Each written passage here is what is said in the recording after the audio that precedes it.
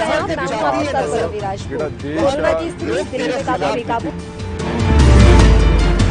खबरनामा, खबर से असर तक।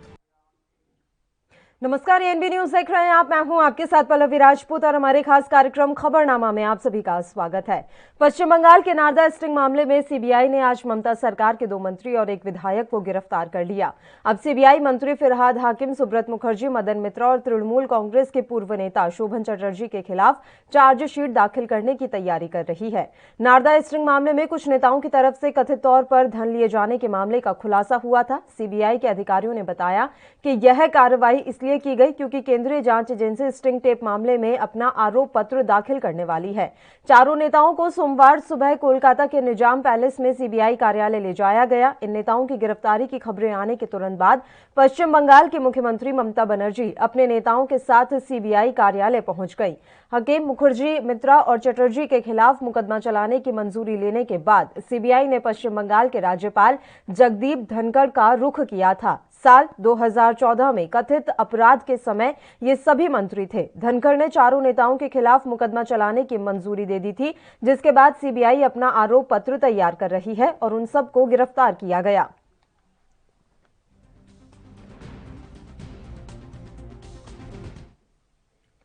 तो नारदा स्टिंग मामले में सीबीआई के एक्शन के बाद बंगाल में बवाल भी शुरू हो गया है। इन नेताओं पर एक्शन के बाद बंगाल में तृणमूल कांग्रेस के नेताओं का विरोध प्रदर्शन शुरू हो गया। टीएमसी के मंत्री फिरहाद हाकिम समेत कुल 4 टीएमसी नेताओं और विधायक की गिरफ्तारी की खबर लगते ही तृणमूल कांग्रेस के कार्यकर्ताओं ने प्रदर्शन करना शुरू कर दिया है। दरअसल नारदा घोटाले में सीबीआई ने टीएमसी के मंत्रियों समेत 4 नेताओं के घर पर छापेमार कार्रवाई की, जिसके बाद सीबीआई टीम फिरहाद हकीम, सुब्रत मुखर्जी, शोभन चटर्जी और मदन मित्रा को लेकर सीबीआई दफ्तर पहुंची।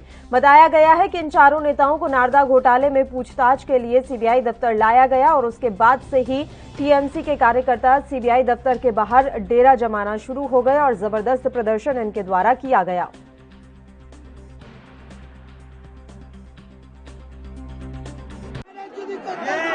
बीजेपी का साजिश है और कहीं न कहीं बंगाल में बीजेपी हार गई है, पूरी तरीके से हार गई है। इसलिए बंगाल में अपना एक दबदबा बनाना चाह रही है जो बंगाल की जनता कभी होने नहीं देगी। और आज बिना किसी नोटिस का, बिना एक पॉलिटिकल प्रेशर के हिसाब से सीबीआई आकर के काम कर रही है, दलाली कर रही है। अरेस्ट किया गया है बिना नोटिस का, क्यों अरेस्ट किया गया है? बिना नोटिस का क्यों अरेस्ट किया? बिना नोटिस का यहाँ के गवर्नर यहाँ बीजेपी की दलाली कर रहा है, बीजेपी का दलाली कर रहा है, सिर्फ और सिर्फ दलाली कर रहे हैं। दलाली कर रहा है। बंगाल की जनता इसे बर्दाश्त नहीं करेगी। जनता जानती है कि बीजेपी दंगाई पार्टी को बंगाल में बीजेपी सरकार जिस तरह से जो यहाँ पे जो जुल्म कर रहा है, यहाँ पे फिर परस्त जो ताकत को फैला रहा है, उसका कभी बंगाल कभी उसको सपोर्ट नहीं करेगी। आज जिस तरह से बिना नोटिस का फिरहाद हकीम को अरेस्ट किया गया है, उसका जवाब दो मोदी सरकार। क्यों अरेस्ट किया गया है? सुब्रत मुखर्जी को क्यों अरेस्ट किया गया है? सुगंधा अधिकारी को क्यों नहीं अरेस्ट किया गया है? सुगंधा अधिकारी को, मुकुल राय को क्यों नहीं? नारदा केस में टीएमसी के विधायक और मंत्रियों के गिरफ्तार करने पर विवाद तेज होता जा रहा है। अब ऐसे में दिल्ली में सीबीआई के प्रवक्ता आरपी जोशी ने कहा कि सीबीआई ने नारदा स्टिंग ऑपरेशन से जुड़े मामले में 4 तत्कालीन मंत्रियों को अरेस्ट किया है। क्या कुछ जानकारी जोशी ने दी, आइए सुनते हैं। CBI has today arrested 4 then ministers of government of West Bengal in a case related to Narda sting operation. CBI had registered the instant case on 16th April 2017 on the orders of Honorable Kolkata High Court. It was alleged that the then public servants were caught on camera while receiving illegal gratification from the string operator. After investigation, prosecution sanction was sought against the concerned public servants and the same has been received from the competent authority on 7th May. तो राज्य के 3 विधायकों फिरहाद हकीम, सुब्रत मुखर्जी व मदन मित्रा की गिरफ्तारी पर प्रतिक्रिया जाहिर करते हुए बीजेपी नेता शिव प्रताप शुक्ला ने क्या कुछ कहा, वो भी आपको सुनाते हैं। सबूतों के आधार पर या पूछताछ के आधार पर उनको ले गई होगी और पूछताछ में अगर वो दोषी होंगे तो उनको जेल जाना पड़ेगा। नहीं दोषी होंगे तो सीबीआई जबरदस्ती उनको नहीं रखेगी, छोड़ देगी। लेकिन सबसे बड़ी बात यह है कि ऐसे सभी लोगों को संरक्षण देने का काम पश्चिम बंगाल के मुख्यमंत्री ममता जी स्वयं कर रही हैं और हमेशा उसको प्रोटेस्ट करती रहती हैं। यह लोकतंत्र की स्थिति में बहुत अच्छी बात नहीं है। दूसरे को उपदेश देती हैं। चलिए अब इस मसले पर चर्चा की शुरुआत कर लेते हैं। दो मेहमान इस समय हमारे साथ जुड़ गए हैं। भारतीय जनता पार्टी से संदीप त्यागी जी और टीएमसी से संजय चक्रवर्ती जी इस समय हमारे साथ जुड़े हुए हैं। दोनों ही मेहमानों का स्वागत करती हूं एएनबी न्यूज पर। संजय चक्रवर्ती जी, सबसे पहले आपका रिएक्शन, जो कुछ भी पश्चिम बंगाल में इस समय हो रहा है, क्या वाकई में आपको ये लग रहा है कि ये बीजेपी की सोची समझी साजिश के तहत हो रहा है? देखिए, ऐसा है कि ये एक तरीके से टोटल जो है ये बीजेपी का खेल है। एक बार इन्होंने खुद ही कहा कि सीबीआई जो है एक पिंजरे में बंद एक तोता है, तो इन्होंने उसी तोते का इस्तेमाल करना फिर से शुरू कर दिया है। क्योंकि ये पहले भी चुनाव जीतने से पहले, चुनाव होने से पहले ये पूरी कोशिश कर रहे थे कि हर तरीके से सारे प्रलोभन देख करके अपने 800 एमएलए एमपी उतार करके भी जो है ये बंगाल में फतह न कर पाए। 200 सीटों को कल्पना कर रखी थी, दिवार स्वप्न ने देखा था, लेकिन अब तो 75 सीट पे आकर के रुक गई है। ठीक है, अब ये बंगाल को भूल नहीं पा रहे। ये जो हार है ना, ये हार इनको पच नहीं रहा है। ये कंटिन्यू चुनाव के बाद भी लगातार बंगाल के ऊपर इनका फोकस है। 3 तारीख को जेपी नड्डा जी चले जाते हैं, वहां पे दौरा करने के लिए चले जाते हैं बंगाल में, और वहां घर घर जाकर के मिलना शुरू करते हैं। राज्यपाल एक भाजपा नेता ना बन करके एक एजेंट बन करके काम कर रहे हैं पूरी तरीके से गृह मंत्रालय के अगेंस्ट में। उनको वो अभी भी सड़क पर उतर करके बार बार कोशिश कर रहे हैं कि किस तरीके से बंगाल को भड़काए। ये कारण ये है क्योंकि कोविड की वजह से जो है देश में आज पूरी तरीके से ये सरकार बदनाम हो चुकी है।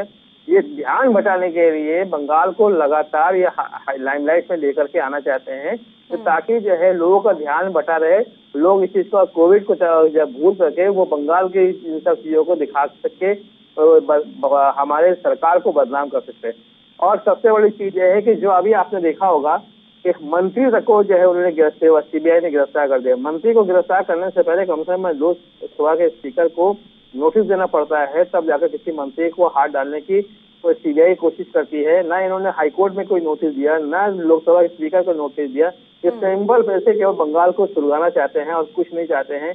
देश की हालत इस समय इतनी बुरी है, लेकिन इनको अपनी राजनीति से ये ऊपर नहीं उठ पा रहे हैं। इससे सिर्फ एक कोशिश करें कि राजनीति करें। ठीक है, बताइए संदीप त्यागी जी, आपका भी रिएक्शन। उससे पहले कि बहस शुरू हो, एक बात बताइए, क्या वाकई में 7 साल पुराने मसले पर अब जो ये कार्रवाई हो रही है और साथ ही एक मंत्री की गिरफ्तारी को लेकर जो सवाल खड़े किए हैं संजय चक्रवर्ती जी ने, इस पर भी आपका जवाब चाहूंगी। संदीप त्यागी जी। मुकदमा 7 साल पुराना है जी, लेकिन हाईकोर्ट ने 2017 में इनके लिए सीबीआई जांच की मांग करी, सीबीआई जांच के आदेश दिए कि इनके ऊपर सीबीआई जांच हो। नवंबर 2020 में इनको नोटिस दिया जाता है, इन मंत्रियों को और विधायकों को, इन्होंने उस पर कोई जवाब नहीं दिया। ममता बनर्जी संरक्षण देने का काम कर रही है, गुंडों को, मवालियों को, भ्रष्टाचारियों को संरक्षण देने का काम कर रही है। इनको संरक्षण देकर के लोग वहां जो भ्रष्टाचार बढ़ाना चाह रही है, तो ये इनकी जो है बौखलाहट बता रही है। हमारी बौखलाहट नहीं है, इनकी खुद की बौखलाहट है। अभी पता नहीं कितने भ्रष्टाचार के मामले खुलेंगे। ये आज का मामला नहीं है, ये तो 2020 से नवंबर 2020 का नोटिस है। ये 5 महीने पुरानी बात जो पहले से चलता हुआ मामला आ रहा है। और रही बात जो स्पीकर को नोटिस सभी को दिया गया, राज्यपाल को भी दिया गया, सबको नोटिस दिया गया। उसके बाद सीबीआई अपना काम कर। दूसरी बात, सीबीआई स्वतंत्र संस्था है देश की, वो कार्रवाई कर सकती है, उसको अपना काम कर रही है। और ऐसे भ्रष्टाचारियों को देश में नहीं रहने दिया गया। अभी तो जांच का विषय आया है, अभी जेल में नहीं भेजा गया, उनकी भी जांच पड़ताल की जा रही है, उनसे पूछताछ की जा रही है। अगर वो दोषी पाए जाएंगे तो उनको जेल भी भेजा जाएगा, उनके खिलाफ कार्रवाई भी की जाएगी। अभी से ही इतनी बौखलाहट क्यों शुरू हो गई है ममता बनर्जी को, इतनी परेशान क्यों हो गई है ममता बनर्जी, मैं समझ नहीं पा रहा हूँ। बताइए संजय चक्रवर्ती जी। और एक बात आपने अभी कही कि जेपी नड्डा वहां पर आते हैं, दौरा करते हैं, राज्यपाल भी जमीन पर उतरकर दौरा करने लग जाते हैं, तो मुझे एक बात बताइए कि ये असंवैधानिक कहां से हुआ? एक तो पश्चिम बंगाल हिंसा की आग में जल रहा था, कई बीजेपी कार्यकर्ताओं की मौत हो गई। इन सब के बीच में अगर जेपी नड्डा पश्चिम बंगाल पहुंचे और उन्होंने वहां जाकर दौरा किया, तो इसमें गलत क्या है?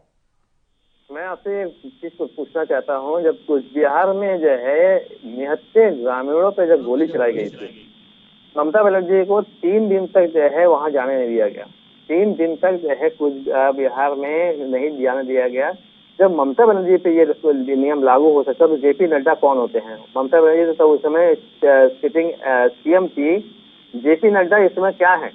तो भाजपा के कार्यकर्ता हैं, एक तरीके से राष्ट्रीय अध्यक्ष होंगे वो अपनी पार्टी होंगे, वो तो एक भाजपा के कार्यकर्ता के रूप में वो घर घर दौरा करने के लिए किस हैसियत से वो गए हुए थे? तो कौन से उन्होंने समय सर नहीं क्या राज्य सरकार इस तरह की बंदिशें नहीं लगा सकती थी? नहीं, एक सेकंड आ रही है संदीप जी, तुरंत लौट। मेरे पास हम लोग के पास उस समय कानून व्यवस्था हम लोग के हाथ में नहीं था। अच्छा। 5 तारीख को सवेरे 11 बजे के बाद कानून व्यवस्था हमारे हाथ में, उसके पहले चुनाव आयोग राज्यपाल के हाथ में कानून व्यवस्था था और ये घर घर जाकर के केवल सुलगाने का काम करे और ये फिर से बंगाल को सुलगाने को। इस लॉकडाउन के टाइम में ये गिरफ्तारी 15 दिन के बाद भी अगर कोई ऐसा था, कोई नोटिस जारी कर करके 15 दिन के बाद भी कोई कार्रवाई की जा सकती थी, लेकिन 15 दिन के बाद कहीं मामला ठंडा ना पड़ जाए पूरी तरीके से। ये लगातार कोशिश कर रहे हैं कि बैकडोर से किसी तरीके से बंगाल पे ये शासन करे, क्योंकि क्या है कि अब ममता बनर्जी इस भारी बहुमत से चूंकि जीत करके आई है, इनके एमपी मंत्री तक हार गए हैं, तो ये बौखलाहट इनको बर्दाश्त नहीं होती। गृह मंत्री की हार है, ये नरेंद्र मोदी की हार है, ये केंद्र सरकार की हार है। इस हार को ये पचा नहीं पा रहे हैं, इसलिए कोशिश कर रहे हैं कि बंगाल सुलगता रहे। बंगाल में ये आज लगातार घी डालने का काम कर रहे हैं, इसके अलावा इसका कुछ नहीं है। अगर हम कहते हैं 4 मंत्री को इन्होंने गिरफ्तार किया, ये बड़े जो है हम मान के चलते हैं, चलो ये घोटालेबाजी कर रहे हैं, तो शुभेंदु अधिकारी कहाँ से साफ सुथरे थे? उनको क्यों नहीं कोई कार्रवाई की गई? तो ये क्या कौन सी बात है कि सुबह का गुंडा अगर शाम को भाजपा ज्वाइन कर ले तो वो गुंडा ना रहकर राष्ट्रपति क्या रहता है? नारदा घोटाले में शुभेंदु अधिकारी का नाम नहीं था, उनको क्यों नहीं गिरफ्तार किया गया? उनको कोई नोटिस जारी क्यों नहीं किया? उनके साथ कोई पूछताछ नहीं किया गया। सिर्फ और सिर्फ राजनीति का गेम है, सिर्फ और सिर्फ देश का ध्यान बटाने के लिए ये कोशिश कर रहे हैं। आज पिछले 1.5 महीने के अंदर लगभग 1.5 लाख से ज्यादा लोग मारे जा चुके हैं और ऐसे अनंत लोग ऐसे हैं जिनकी कोई गिनती नहीं है, जो गंगा में जिनको शव बहा दिया जा रहा है, उनकी कोई सरकारी आंकड़ों में कहीं कोई गिनती नहीं है। ये जो ध्यान है ना, ये जो लाठों की राजनीति है, उसको हटा करके ध्यान हटाकर सिर्फ बंगाल की तरफ फोकस करना चाहते हैं और कुछ नहीं है। ये बताइए संदीप त्यागी जी, उन्होंने शुभेंदु अधिकारी को लेकर सवाल खड़े किए हैं कि वो कहां से दूध के धुले हुए हो गए। मैं पहले तो बता देना चाहता हूँ, ये कह रहे थे कि आदरणीय संजय जी कह रहे थे कि जेपी नड्डा कौन होते हैं। जेपी नड्डा नंबर 1 तो राज्यसभा के सांसद हैं, दूसरे जेपी नड्डा भारतीय जनता पार्टी के राष्ट्रीय अध्यक्ष हैं। अगर अपने कार्यकर्ताओं के ऊपर आंच आएगी तो भारतीय जनता पार्टी का एक एक कार्यकर्ता और एक एक नेता वहां खड़ा मिलेगा, बंगाल के नेताओं कार्यकर्ताओं के साथ खड़ा मिलेगा। दूसरी बात बता देना चाहता हूँ, विषय बंगाल को लेकर के चल रहा है, बंगाल की नारदा स्टिंग को लेकर के चल रहा है, तो यहाँ नारदा स्टिंग की बात करें। अगर आप कोरोना की बात करते हैं संजय भाई, तो मैं आपको बता देना चाहता हूं कि जहां बंगाल में लॉकडाउन लगा हुआ है, वहां बंगाल के सीबीआई के बाहर आप देखेंगे तो लॉकडाउन के नियमों का किस प्रकार से उल्लंघन हो रहा है। कल ही ममता बनर्जी के भाई कोरोना से मर जाते हैं और उसके बावजूद मां बंगाल की जनता को मारने का काम कर रही है, बंगाल की जनता को कोरोना से बर्बाद करने का काम अगर कोई कर रही है तो ममता बनर्जी की सरकार कर रही है, ममता दीदी कर रही है। तीसरी बात बता देना चाहता हूँ, जो शुभेंदु अधिकारी की बात कर रहे हैं, तीसरी बात बता दें, शुभेंदु अधिकारी की बात कर रहे हैं, उस वक्त पैसे लेते हुए अगर आप स्टिंग की वीडियो अगर आप देखेंगे तो उसमें ना शुभेंदु अधिकारी है और ना ही मुकुल राय उस वीडियो में आ रहे हैं। सिर्फ नाम के तहत उन लोगों के जो ममता बनर्जी के जो पार्टी के जो नेता है, इन लोगों ने उनका नाम लिया है, बड़े नेता होने के कारण उनको फंसाया है। और अगर वो भी इस स्टिंग में होंगे तो उनके खिलाफ भी कार्रवाई होगी। कहीं भी हम लोग सीबीआई इस पर पूरी कार्रवाई करेगी, लेकिन मैं बता देना चाहता हूँ वो लोग कहीं भी उस स्टिंग की वीडियो में नहीं आ रहे हैं, जिस वीडियो में नारदा स्टिंग में कहीं भी ना शुभेंदु अधिकारी है ना मुकुल राय है। जो लोग वीडियो में पैसे लेते हुए पकड़े जा रहे हैं उन लोगों को गिरफ्तार किया गया, उन लोगों के खिलाफ कार्रवाई हो रही है और भविष्य में होगी, आगे भी होगी।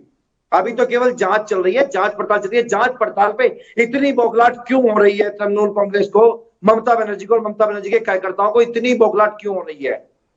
ठीक है, बताइए संजय चक्रवर्ती जी, इतनी बौखलाहट क्यों हो रही है? नारदा स्टिंग को लेकर भी 2 शब्द कह दीजिए। आपके हिसाब से क्या वो स्टिंग भी गलत है? जो वीडियो सामने आया था वो गलत है, उस पर जांच नहीं होनी चाहिए?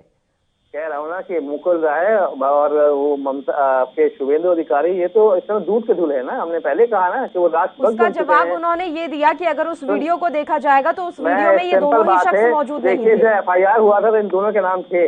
जब इस घोटाले पे FIR हुआ था इन दोनों के नाम थे, और इन दोनों पे जब नाम थे तो इनके ऊपर अभी कोई कार्रवाई क्यों नहीं हो रही? पहला क्वेश्चन। दूसरा क्वेश्चन, अभी लॉकडाउन के बारे में बात किया था, लॉकडाउन के जो है नियमों को तोड़ा जा रहा था, तो जो 5 तारीख को जो देश भर में आप लोगों ने प्रदर्शन किया था, बंगाल के हिंसा को लेकर के, वो लॉकडाउन नहीं था उस समय नहीं समझ में आता कि लॉकडाउन के समय आप जो है पूरे देश के अंदर प्रदर्शन कर रहे हैं।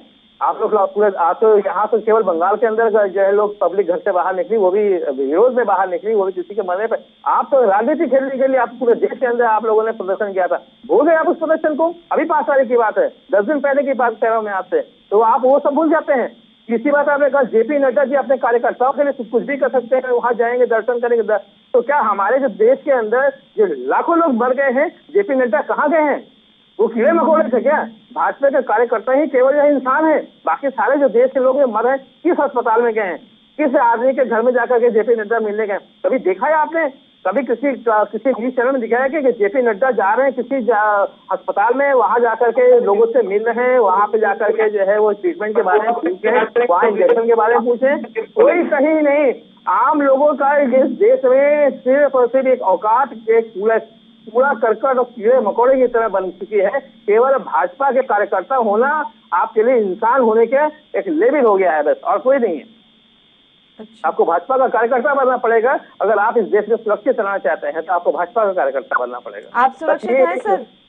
ये हम तो घेर चुके हैं। हम तो बाकायदा जो है कोविड के पेशेंट बन करके बाकायदा घर पे, हम पिछले 15 दिन से अपने घर पे ही बैठे हुए हैं, सिर्फ और सिर्फ अपने आप को सुरक्षा के लिए। घर से बाहर निकलेंगे तो हमारे लिए दिक्कत पैदा हो सकती है।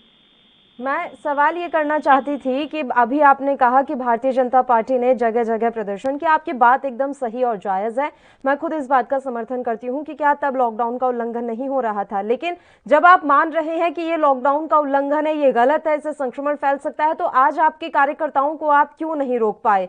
क्यों सीबीआई दफ्तर के बाहर इतनी बड़ी संख्या में, और वो वाकई में टीएमसी के कार्यकर्ता थे, क्योंकि वहां पर इतनी मीडिया थी और हर मीडिया से जब सवाल उनसे पूछा जा रहा था तो वो अपने आप को टीएमसी का कार्यकर्ता ही बता रहे। तो अभी ये आम पब्लिक नहीं है, ये बात तो हम भी अच्छे से जानते हैं और आप भी भली भांति समझ रहे हैं सर, तो आप अपने कार्यकर्ताओं को क्यों नहीं रोक पाए?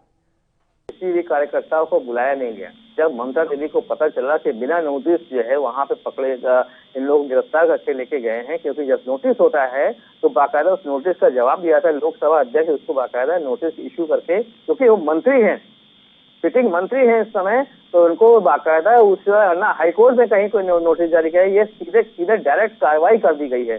इसीलिए ममता दीदी वहां पे बैठी हुई है कि अगर हमारे मंत्री अगर जो है गलत है तो आप हमको भी गिरफ्तार करिए, क्योंकि मैं इनकी मुखिया हूँ। गिरफ्तार करके दिखाए ना ममता दीदी को एक बार, क्यों नहीं गिरफ्तार कर रहे हैं?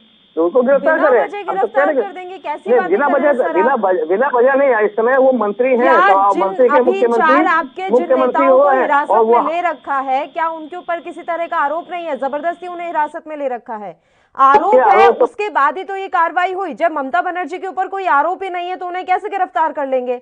उसके बाद तो पता नहीं टीएमसी कितना बवाल खड़ा करेगी। आप खुद सोचिए, जिन 4 लोगों को गिरफ्तार किया उस पर तो टीएमसी के इतने कार्यकर्ता आ गए कि ऐसा लग रहा था कि अब कोई नया बवाल ही शुरू हो जाएगा। ममता बनर्जी को गिरफ्तार कर लेंगे, वो भी बिना वजह, तो आपको लग रहा है कुछ होगा नहीं? बहुत नॉर्मल है ये चीज। कि ऐसा है कि किसी डॉक्टर वीडियो, अगर वो पहली बात तो वीडियो सिद्ध हो जाए कि हाँ वो इनका है, तो अगर वो सिद्ध होता है तो हम बार बार बोल रहे हैं, एफआईआर में तो शुभेंदु अधिकारी और मुकुल राय का भी नाम है, वो दोनों के ऊपर कोई कार्रवाई या कोई एफआईआर किसी तरीके से उससे कोई कार्रवाई क्यों नहीं होती? क्यों वो दूध के धूले बने बैठे हुए हैं? और संदीप त्यागी जी, जब एफआईआर में नाम है तो कार्रवाई क्यों नहीं होती? जब भाजपा में रहेंगे तब तक कार्रवाई नहीं होगी। काम नहीं चलेगा, ये सीबीआई का काम है। सीबीआई देश की स्वतंत्र संस्था है और वो कार्रवाई कर रही है तो वो अपने विवेक से कार्रवाई कर रही है। इसमें किसी पार्टी का और किसी दल का कोई लेना देना नहीं है। इसमें अगर शुभेंदु अधिकारी, मैंने आपको पहले ही बताया, शुभेंदु अधिकारी और सीबीआई के अधिकारी इस बात को कह चुके हैं, शुभेंदु अधिकारी और मुकुल राय उस वीडियो में पैसे लेते हुए नहीं पकड़े गए हैं, नहीं दिखाए गए हैं। एफआईआर में नाम था या नहीं? त्यागी जी पहले इस बात का जवाब दीजिए। सुनिए पल्लवी जी, सुनिए, अभी तो 4 लोग, 3 लोकसभा के सांसद तृणमूल कांग्रेस के और 1 राज्यसभा के सांसद, 4 लोग और भी हैं, लेकिन जिनको अभी तक अरेस्ट नहीं किया गया, क्योंकि पहले जिन लोगों का ज्यादा इन्वॉल्वमेंट है पहले उनको गिरफ्तार किया गया है, उनसे पूछताछ जारी है, उसके बाद में आगे कार्रवाई होगी। अगर शुभेंदु अधिकारी उसमें होंगे तो शुभेंदु अधिकारी पे भी कार्रवाई होगी, और अगर मुकुल राय होंगे तो मुकुल राय पे भी कार्रवाई होगी। हम इसके लिए डिनाई नहीं कर रहे हैं, लेकिन ममता बनर्जी क्यों अपने भ्रष्टाचारियों को, तृणमूल कांग्रेस क्यों अपने भ्रष्टाचारी नेताओं को बचाना चाहती है? क्यों उनके खिलाफ कार्रवाई होने से डर रही है? कहीं ना कहीं ये लोग इसलिए डर रहे हैं कि अभी और भी भ्रष्टाचार के मामले खुलेंगे तो उसमें तृणमूल कांग्रेस के नेता, सभी पूरी पार्टी और पूरी सरकार जेल जाने वाली है। इसके लिए तृणमूल कांग्रेस और ममता दीदी डर रही है। तो ये बहुत अच्छी, क्या मैं इसे योजना समझूं कि सभी लोग जेल चले जाएंगे, उसके बाद राष्ट्रपति शासन लगा दिया जाएगा पश्चिम बंगाल में, या दोबारा से चुनाव होंगे? अगर देश में भ्रष्टाचार होता रहे तो आम जनता, आप एक तरफ नरसंहार कर रहे हैं, तृणमूल कांग्रेस और ममता दीदी की सरकार पिछले 15 दिन से बंगाल में नरसंहार करने पर लगी हुई है। उन्होंने इतने लोगों को मार दिया, उसके बाद दूसरा काम भ्रष्टाचार करने का काम कर रहे हैं। इन्होंने भ्रष्टाचार किया, लगातार भ्रष्टाचार करते आ रहे हैं। ये भ्रष्टाचार किसी आम नेता के साथ में तो नहीं हुआ ना, ये किसी नेता ने ममता बनर्जी ने ये पूरा दंगा भड़काया था पश्चिम बंगाल में? राजनीतिक पार्टी ने दंगा नहीं कराया, ये नारदा स्टिंग अगर किसी ने कराया है तो नारदा स्टिंग किसी मीडिया के माध्यम से हुआ है। नहीं, अभी आपने कहा कि नरसंहार हो रहा है पश्चिम बंगाल में। संदीप जी, सवाल समझिए, मैं ये पूछ रही हूँ, आप ही ने कहा कि नरसंहार हो रहा है पश्चिम बंगाल में, कितने लोगों को मार दिया गया, ममता बनर्जी ने कितने लोगों को मरवा दिया। तो मैं वही आपसे जानना चाह रही हूँ कि अभी हाल ही में जो हिंसा हमने पश्चिम बंगाल में देखी, क्या वो ममता बनर्जी के द्वारा करवाई गई थी? जी बिल्कुल, ममता बनर्जी और तृणमूल कांग्रेस के द्वारा करवाई हुई है, ममता बनर्जी की सरकार के द्वारा कराई हुई है। सर, अगर आपके पास इतना सबूत होता तो इतने दूध के धुले आप भी नहीं है कि ममता बनर्जी के ऊपर कोई एक्शन नहीं लिया जाता। ये बात आप भी अच्छे से समझ रहे हैं। और एक बात ये है कि उसमें टीएमसी के कार्यकर्ताओं की भी जान गई है, तो फिर वो किसने करवाई? वो भी क्या ममता बनर्जी ने अपने कार्यकर्ताओं को मरवा दिया? वो भी टीएमसी ने करवाई। पल्लवी जी, जब दो लोग लड़ते हैं तो लड़ने में वो लड़ाई में हुआ है, लेकिन इन्होंने, मैं कह रहा हूँ, भारतीय जनता पार्टी के लोगों को नहीं मारा, इन्होंने आम जन को मारना शुरू किया। जो अब बाद वाला जो नरसंहार हुआ है उसमें आम जन भी, भारतीय जनता पार्टी कार्यकर्ता तो मरे ही मरे हैं, लेकिन उसमें आम जन भी मारे गए हैं। जिन लोगों ने नंदीगांव में वोट नहीं दिया, जहां नंदीग्राम में जहां ममता दीदी हार गई थी, वहां इन्होंने अपनी हार का बदला लोगों को मार करके लिया, जनता को मार कर लिया। मैं आपकी इस बात से अग्री कर रही हूं कि वहां पर वाकई में बहुत कुछ बुरा हुआ है। ना सिर्फ नंदीग्राम, कई ऐसे इलाके हैं जहां पर हमने इस तरह की हिंसा देखी, महिलाओं के साथ जिस तरीके से किया गया, जिस तरह से घर जलाए गए, लोग पलायन को मजबूर हुए, ये सारी बातें हम समझ रहे हैं और ये बहुत दुखद है। लेकिन इसकी जांच कौन करेगा? ये जांच का विषय है। आपको लगता है कि अगर टीएमसी के द्वारा ये सब करवाया गया है तो वो प्रोसेस क्यों नहीं अपनाया? क्या इसके लिए सीबीआई तैयार नहीं थी? आप सीबीआई से जांच करवा लेते इसकी भी। इसकी जांच के लिए अगर प्रदेश के राज्यपाल अगर जाते हैं तो प्रदेश के राज्यपाल को इधर से इधर रास्ता भटकाया जाता है, उनको रास्ता उन्हें नए नए नियम बताए जाते हैं। तो क्या ये सही है? उसके बाद में आपने राज्यपाल जी का स्टेटमेंट भी देखा होगा, धनखड़ साहब का स्टेटमेंट भी देखा होगा। सब चीजें देख रहे हैं, पूरा देश देख रहा है, पूरी सारी संस्थाएं देख पा रहे हैं। सर, मैं वही कहना चाह रही हूँ, आपने बहुत सही कहा, सब देख रहे हैं संदीप त्यागी जी की पश्चिम बंगाल में चल क्या रहा है, कौन किस पर किस तरह की बदले की भावना से कार्रवाई कर रहा है, वो सबको दिखाई दे रहा है और सबको समझ में आ रहा है। संजय चक्रवर्ती जी, देखिए, एक बात तो अभी इन्होंने नंदीग्राम की बात की, ठीक है, नंदीग्राम में किसी ने जिसने भी वोट दिया है, क्या उसके माथे पे लिखा है कि मैंने तो वोट दिया है या मैंने जो है टीएमसी का वोट दिया है? किसी के माथे पे, आम जनता की बात की है ना, तो आम जनता के माथे पे कहीं लिखा हुआ है कि इसने टीएमसी का वोट दिया, इसने बीजेपी को वोट दिया? मतलब सिर पैर की बातें अगर पार्टी के प्रवक्ता लोग इस तरीके से करेंगे तो वो तो उसके लिए तो भगवान ही मालिक है इस पार्टी का कि आगे चल करके क्या होने वाला है। इनको सिर्फ दर्द इस बात का है कि टीएमसी इतना ताकत लग।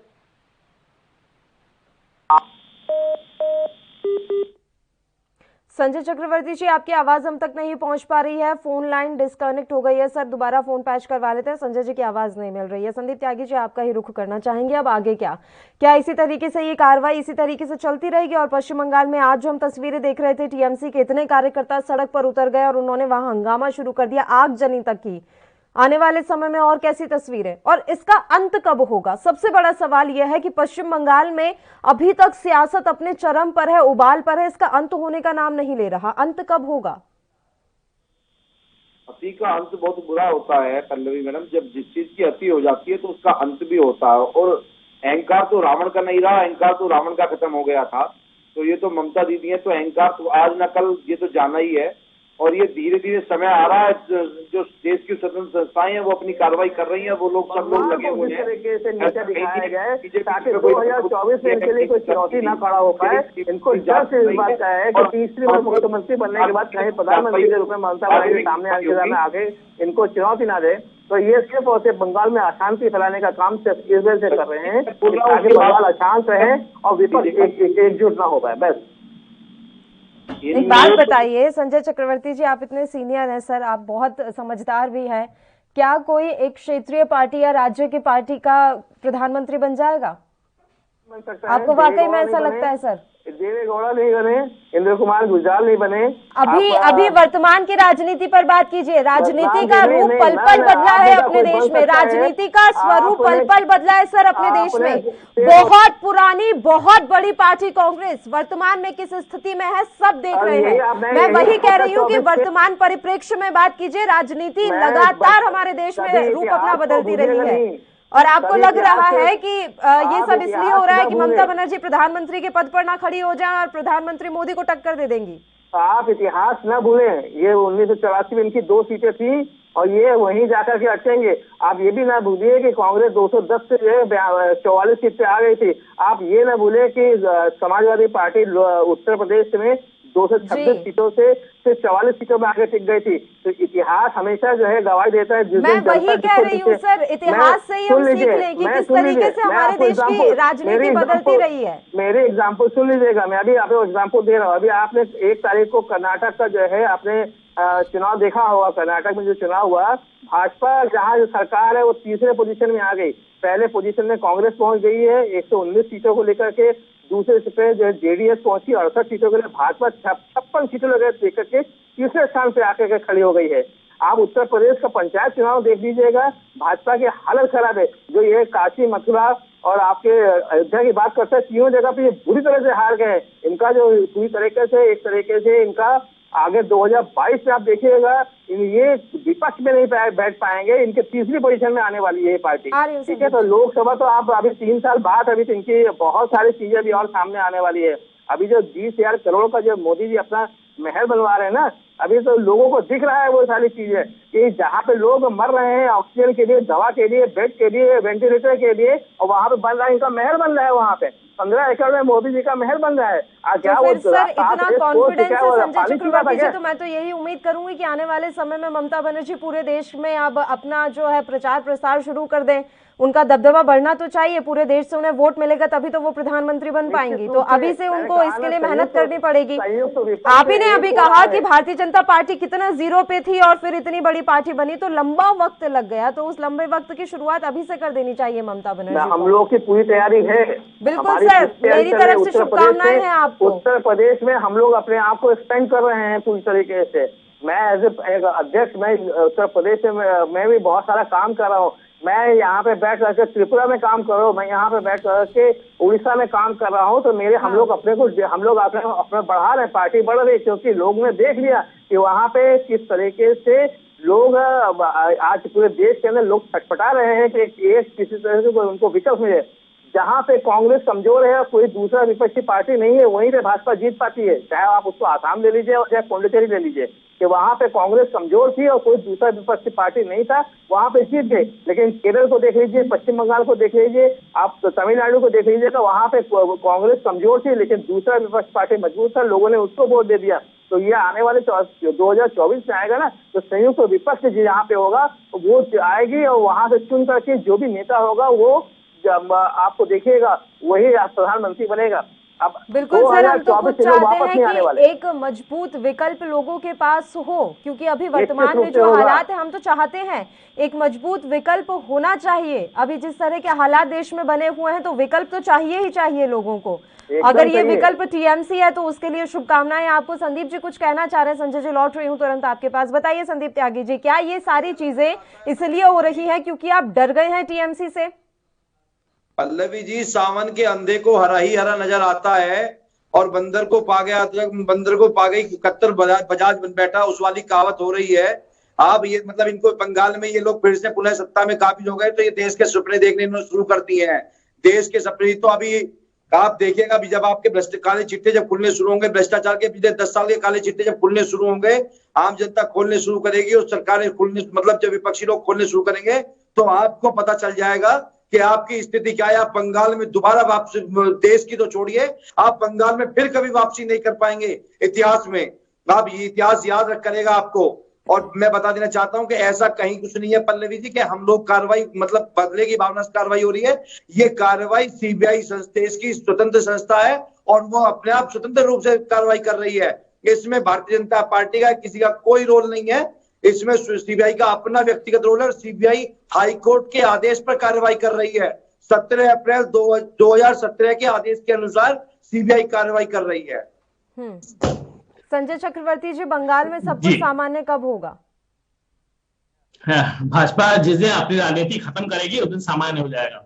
भाजपा अपना फोकस जरा अस्पतालों में, बेड पे, ऑक्सीजन पे, वैक्सीनेशन पे अगर फोकस कर दे तो बंगाल की स्थिति सामान्य है। सिर्फ और सिर्फ ये वहां पे आग डालने का काम करते हैं। और दूसरी बात, अपना सीबीआई का बड़ा अच्छा इन्होंने नाम दिया है, स्वतंत्र संस्थान है। 2013 में इसको जो है सरकारी तोता किसने कहा था, ये बता दीजिए। कौन से किस नेता ने कहा था वो जो है 2013 में जो है इसको सरकारी तोता किसने कहा था? ये जो है जो गृह मंत्री के इशारे पे काम करता है। टीएमसी ने कहा था, समाजवादी ने कहा था, बीएसपी ने कहा था, किसने कहा था? भाजपा ने कहा था। और उसी का इस्तेमाल आप लोग करते चले आ रहे हो, लगातार कंटिन्यू कर रहे हो। सीबीआई का इस्तेमाल कंटिन्यू आप लोग कर रहे हो। हम लोग कभी नहीं कहते देश की स्वतंत्र संस्थाएं हैं, हम लोग कभी नहीं कहते। चुनाव पर भी आप लोग टिप्पणी करते हैं और और आप सिर्फ और सिर्फ आप हताश रह गए। सावन का अंदर क्यों बता रहे हैं आप? सावन के अंदर आप लोग हो चुके हैं। आप लोग को लगता है कि आप जो है सब हरा हरा हो गया।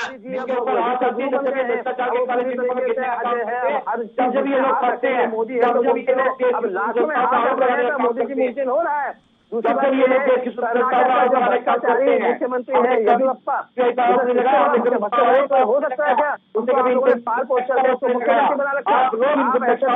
लोगों को जो है जितने भी वो भाजपा में चले जाते हैं और वहां जाकर के वो राष्ट्रपति बन जाते हैं। आप सिंपल वे से आप लोगों का फॉर्मूला सिर्फ यही रह गया है कि आप किसी भी तरीके से जो है इस देश के अंदर साम दाम दंड भेद हर तरह की नीति को अपना करके अपने राज्य को, अपने आधिपत्य को कायम रखना चाहिए। अब मोदी के जो ब्रांड मोदी बना रखा था ना, मोदी है तो मुमकिन है, इस कोविड ने बहुत बड़ा चोट किया है। आप लोग कहते नहीं, जबकि नवंबर के महीने से जो है बाकायदा सेकंड वेरिएंट के बारे में बात की गए थे, लेकिन आपको दिखता था हमको तो चुनाव जीतना है, हमको बंगाल जीतना, हमको चुनाव जीतना। आप लोगों ने सीरियसली लिया ही नहीं।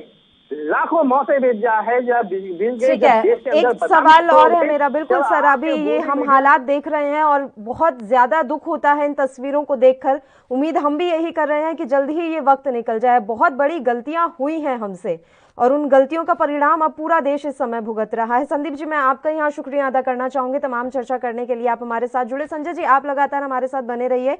एक सवाल मेरा संजय जी आपसे ये है, अभी क्या लग रहा है कि इस केस में आने वाले समय में क्या आपके और नेता विधायक आ सकते हैं चक्रव्यूह में सीबीआई के?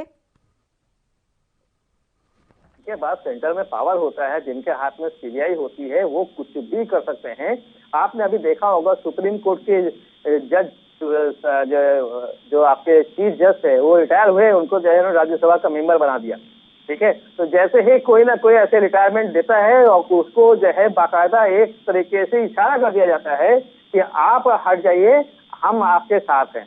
आप जब भी आप रिटायरमेंट होंगे तो हम आपके साथ हैं। और ये जो है एक तरीके से इशारा होता है। और अभी गोवा के उसमें आपके अरोड़ा जी जो रिटायर हुए हैं उनको भी देखिएगा, अभी आपको गोवा के गवर्नर बनने वाले हैं वो भी। ये सारी चीजें इन्होंने पूरी तरीके से प्लानिंग के तहत कर रहे हैं और इनको देश की कतई कोई चिंता नहीं है कि देश का जो है भाड़ में चला जा रहा है, लोग मरते चले जा रहे हैं। यहाँ तक कि पश्चिम बंगाल को आने वाले समय में कोई अच्छी चीज ना मिले, कोई विकास ना हो पाए, इसके लिए विपक्ष पूरा जोर लगा रहा है, ये माना जाए संजय जी? नहीं, भाजपा जी, भाजपा अभी एक्चुअली वहाँ पर मुख्य विपक्षी पार्टी के रूप में भाजपा ही नजर आती है, इसलिए मैंने विपक्ष बोल दिया। सोलह मनी, कट मनी और दुनिया जहान की चीजें बता करके भ्रष्टाचार, कोयला घोटाला, पता नहीं क्या बताया। क्या हमारे वोट परसेंट कम कर पाए? क्या हमारे जो है सीटें कम कर पाए? उल्टा बढ़ गया। लोग समझ गए। क्योंकि मैं आपके चैनल में बहुत बार आया हूँ, मैं हमेशा एक बात बोलता रहा कि ये बंगाल के लोग अलग टाइप के होते हैं। उनको वो राजनीति में जो है पूरे देश के अंदर अगर सबसे ज्यादा राजनीति की परख किसी को होती है तो बंगाल के लोगों को होती है। तो वो राजनीति परख अच्छी तरह जानते थे कि कौन जुमलेबाज है, कौन सच बोला है, कौन झूठ बोला है।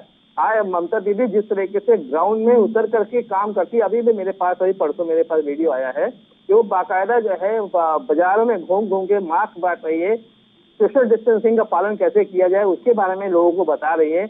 जहाँ पे डिस्टेंसिंग कम दिख रहा था वहाँ पे डिस्टेंसिंग को उन्होंने खुद अपने हाथों से चौक लेकर के उन्हें गोला खींच करके लोगों को बताया है। इसमें कोई दो राय नहीं है संजय चक्रवर्ती जी की ममता बनर्जी एक ऐसी महिला हैं जो काफी मेहनती और जुझारू प्रवृत्ति की हैं, इसमें कोई दो राय नहीं है। लेकिन अब जो चक्रव्यूह फैलाया जा रहा है इसे आप किस तरीके से तोड़ेंगे, ये सबसे बड़ी बात है। इससे बाहर कैसे निकलेंगे, अपने विधायकों को, मंत्रियों को किस तरीके से आप बचाएंगे, अपने सांसदों को किस तरीके से आप बचाएंगे, ये सब देखना रहेगा। और हम तो यही उम्मीद करेंगे कि जो सच है वो सामने आए। अगर वाकई में कोई आरोपी है तो उसे सजा भी मिलनी चाहिए। फिलहाल शुक्रिया संजय चक्रवर्ती जी, आप हमारे साथ जुड़े तमाम चर्चा करने के लिए। और इस समय हमारे साथ राजनीतिक विश्लेषक सह वरिष्ठ पत्रकार RB Upadhyay ji phone line पर जुड़ गए हैं। आरबी उपाध्याय जी, स्वागत है आपका एएनबी न्यूज पर। सर, पश्चिम बंगाल के नारदा स्टिंग मामले में सीबीआई ने आज जो कुछ भी कार्रवाई की है, एक बार फिर से पश्चिम बंगाल की सियासत उबल गई है और भयंकर वहां पर इस समय हम देख रहे हैं कि प्रदर्शन हो रहे हैं। टीएमसी के कार्यकर्ता सड़कों पर हैं, आगजनी तक की जा रही है।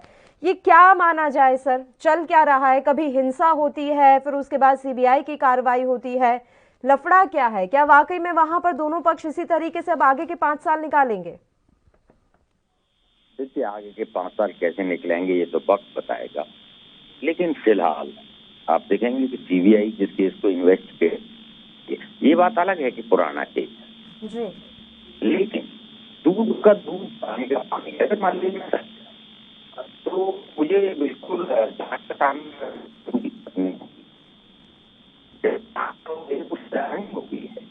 और जांच में अगर मेरा कोई सबूत नहीं तो न्यायिक व्यवस्था है और न्यायिक व्यवस्था है ये सबका। लेकिन ये प्रेशर की राजनीति, ये समझ से परे है कि मान लीजिए सेंट्रल एजेंसी किसी से पूछताछ कर रही है तो वो कुछ तो कारण होगा। और वो ऐसे ही नहीं है, सबने देखा है कि जो स्टिंग हुआ था उसमें पैसे लेते हुए सब नजर आ रहा है, तो उसकी जांच होना बहुत जरूरी है। सर, बात ये हो रही है कि जो स्टिंग सामने आया उसकी जांच होना जरूरी है, इसमें कोई दो मत नहीं है। लेकिन जब एफआईआर दर्ज की गई थी तो उसमें शुभेंदु अधिकारी का भी नाम था, उसमें मुकुल रॉय का नाम भी था, लेकिन आज उनसे किसी तरह की कोई पूछताछ नहीं हो रही। भविष्य के लिए ये उम्मीद की जा सकती है कि वाकई में निष्पक्ष रूप से काम होगा और उन दोनों को भी हिरासत में लेकर पूछताछ की जाएगी?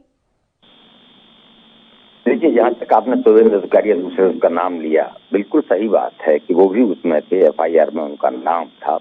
और जब दल बदल हुआ तब भी ये कहा जा रहा था कि भाई इसी डर की वजह से, सीबीआई की डर की वजह से शुभेंदु अधिकारी ने कहीं ना कहीं टीएमसी छोड़ के और बीजेपी ज्वाइन की और शायद वो उसका बेनिफिट लेना चाहेंगे। देखिए, ये कह देना कि भी उनसे जांच पड़ताल नहीं होगी या उनके ऊपर कोई कार्रवाई नहीं होगी, ये बहुत जल्दबाजी होगी। मान लीजिए सेंट्रल एजेंसी है, वो इन्वेस्टिगेट कर रही है और इन्वेस्टिगेशन में जो भी सामने आएगा, चाहे वो शुभेंदु अधिकारी हैं या दूसरे हैं, तो मैं ये उम्मीद करता हूं कि बिना किसी लाग लपेट के, बिना किसी दबाव के कहीं ना कहीं सीबीआई काम करेगी जिससे उसकी निष्पक्षता बनी रहे। अभी तक बिल्कुल सही है, अभी टीएमसी का भी जायज है, क्योंकि सीबीआई के बारे में सुप्रीम कोर्ट की टिप्पणी थी कि भाई सीबीआई एक पिंजड़े में बंद तोता है। तो अभी तक जो भी सेंट्रल एजेंसी है उनका दुरुपयोग सत्ता पक्ष करता रहा है, तो ये चिंता भी वाजिब है। लेकिन इस चिंता की वजह से किसी भी केस की इन्वेस्टिगेशन न हो, किसी से कोई पूछताछ न हो, फिर वो संवैधानिक संकट खड़ा होगा। अगर मान लीजिए जनप्रतिनिधि, जो जनता के चुने हुए प्रतिनिधि हैं, वो इस तरह का व्यवहार करेंगे तो उसको कहीं ना कहीं खुली छूट मिलेगी कि भाई कोई कुछ नहीं कर सकता, हमारा जनता के चुने हुए प्रतिनिधि हैं। जबकि जिस स्पीड के साथ राजनीति का व्यवसायीकरण हो रहा है, राजनीति का अपराधीकरण हो रहा है, वो किसी से छुपा नहीं है। भ्रष्टाचार और राजनीति एक दूसरे के पूरक हैं। करोड़ों रुपए पार्टी फंड में आते हैं, खर्च किए जाते हैं और तो और वो आरटीआई के दायरे में नहीं आते पल्लवी। सब पॉलिटिकल पार्टियां एक हो जाती हैं कि नहीं, हम आरटीआई के दायरे में नहीं आएंगे। और ऐसे में अगर मान लीजिए कोई स्टिंग ऑपरेशन होता है, कुछ चीज पब्लिक डोमेन में आती है और उसे देखती है जनता, और उस पर भी कोई जांच न हो और कार्रवाई न हो, तो डेफिनेटली व्यवस्था पर एक बहुत बड़ा प्रश्न चिन्ह लगता है। एक लीक से हटकर मैं सवाल पूछना चाहूंगी सर, अभी इस समय देश में चल क्या रहा है? जब चुनाव खत्म हुआ तो पश्चिम बंगाल हिंसा की आग में झुलस उठा। हम देख रहे हैं बॉर्डर पर इतना टाइम हो गया, अभी भी किसान बैठे हुए हैं। अस्पतालों के बाहर मरीजों की लाइन लगी हुई है, उनको बेड पर जगह नहीं मिल रही है। जिन राज्यों में भारतीय जनता पार्टी की सरकार नहीं है, या तो वहां पर सरकार गिराने की कोशिशें होती हैं, नहीं तो सरकार को अस्थिर करने की कोशिश की जाती है, नहीं तो कोई ना कोई कार्रवाई सीबीआई या फिर कोई ऐसी जांच एजेंसी वहां पर सत्ता पक्ष पर कर रही होती है जो लाइमलाइट में आ जाती है। ये जो तमाम तस्वीरें हम देखते हैं, क्या उसके बाद भी ये बात नहीं कही जाए कि लोकतंत्र खतरे में है? बिल्कुल, आपने सही प्रश्न पूछा। देखिए, लोगों का व्यवस्था के प्रति विश्वास उठा है, विश्वास कमजोर हुआ है और व्यवस्था कहीं नजर नहीं आती है। पूरे देश में एक अव्यवस्था का माहौल है, चाहे वो अस्पताल है, बिल्कुल आपने ठीक कहा, न बेड मिल रहा है, न दवा मिल रही है, और तो और मरने के बाद शमशान घाट में भी जगह नहीं मिल। बिल्कुल, तो ये एक चिंता का विषय है।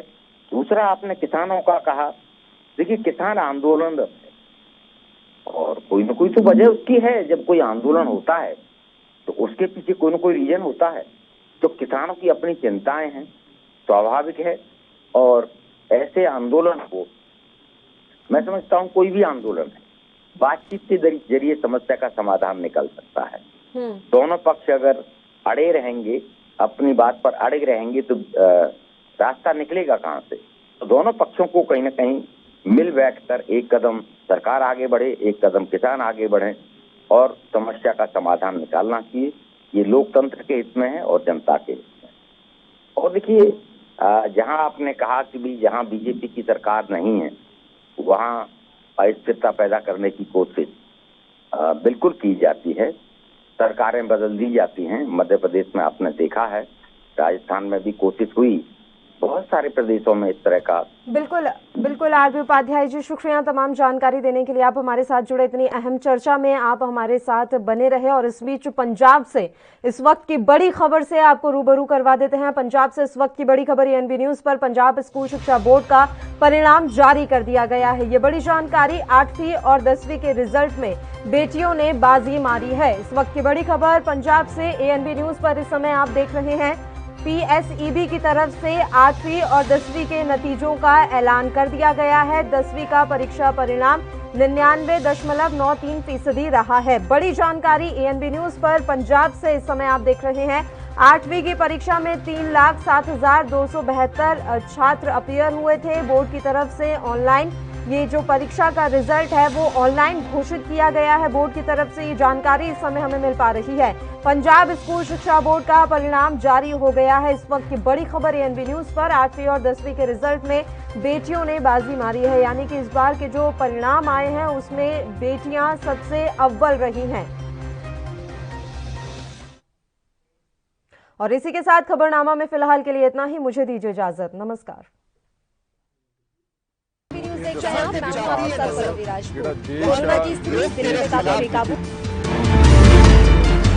खबरनामा, खबर से असर तक।